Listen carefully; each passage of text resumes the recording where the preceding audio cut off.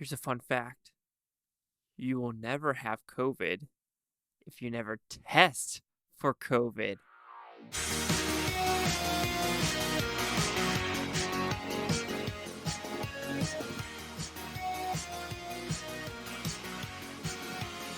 Chase Lee Hockey here at the Blue Futon reviewing the movie 6. So this is another Blumhouse production on Peacock. It feels like there's a lot of Blumhouse productions on Amazon, Peacock, and a lot of these low-budget movies that are no joke, not made for theaters, but made for these streaming services. So what's this about? This is April 2020 when shit really goes down with COVID, how everyone's freaking the fuck out. But they go to a cabin in the woods. If you want to call it a cabin, it's more of a freaking mansion. 3 of them. But they're being hunted and murdered by some random people. Why are they being hunted and murdered? Let's find out. So did I like this film? Okay, I won't lie. I was in California during the time of COVID.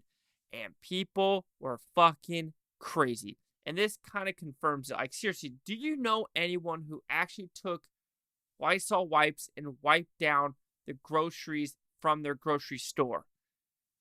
There's nothing scientific about that. That is called conspiracy theory nonsense. And I don't know if this movie is trying to make fun of that. How people were just like, whoa, calm down. Like, no joke. Are you really doing all this weird stuff? And that was my way.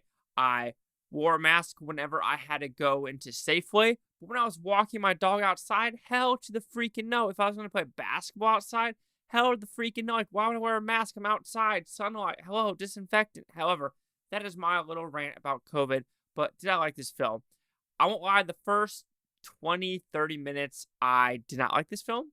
I didn't like the tropes. I didn't like this whole COVID-esque style of, filmmaking they're trying to say. However, I'll say the first kill and what Tyler does, it was a mix of like, you're doing some smart stuff right now, and a mix of like, you're being stupid as shit right now, and then a mix of, you're being really smart right now, and you're being really stupid right now. So I was like, had a mixed emotions of what I was thinking about this movie.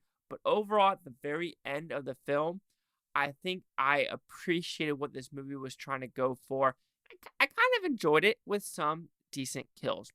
So let's talk about the positives. I think the acting with what the characters were supposed to be were pretty good. I really do think the main characters, there was 2 girls and a guy, if you want to say that he was a main character, but they did really, really strong acting for what they were given. I think the look of the movie is nice. I think it's gorgeous where this cabin is at. And I do think the writing is smart in some scenarios about talking about the hypocrisy or the double standards with everyone involved in this process, where you have the crazy people that are just no joke, wiping every single thing down. It's like, what were you doing before COVID?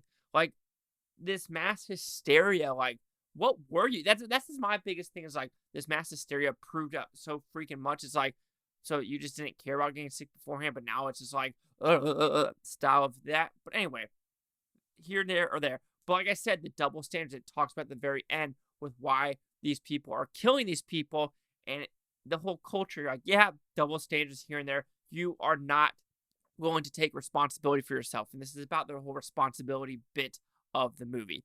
And like I said, it's only like an hour and 27-minute movie. So it zooms by pretty quick. It doesn't overstay its welcome, and it is fun that way. However, you got to take believability out. There's a scene where she's on a raft going across the river, and you're like, some things you're like, how is that possible? Maybe it bubbles, but you got to like really think about it.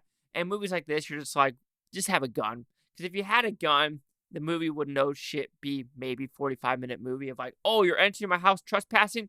Let me my Glock 19, tap, tap, tap, tap. Oh, and we are done. Series dot. They tried to do it at the end of the movie, or like, when she was crossing the river, but how the guy was handling his gun, he didn't know what the hell he was doing, like whatsoever. So there is that. And there's also weird stuff about this, I'll say, chloroform scene where you're just like, that, right? It's not that easy to get chloroform. And that I was like, how are you getting it at this time period in April 2020? Yeah.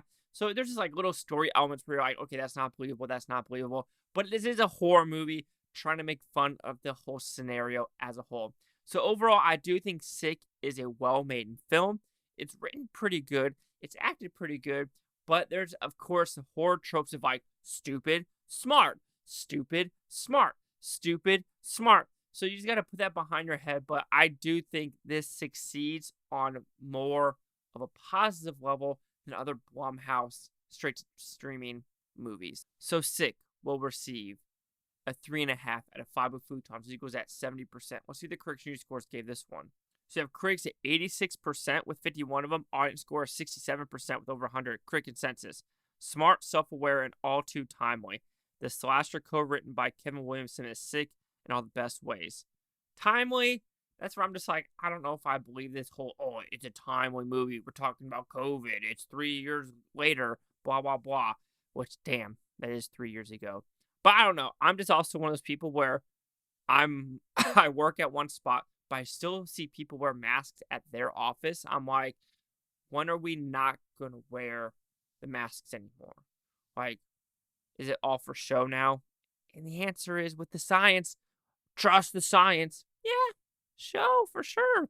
Anyway, 67, 86, 80. Chase Hawk with the blue futon. Like, comment, subscribe. One of the things moved on Toby. Moved on. Thank you. Have a great day. And I lied. It was 70. I said 80. But yeah, seriously, have I ever been sick with COVID? No. Have I had the swine flu? Yes. So maybe that helped me, because COVID has, my taste buds are still fine.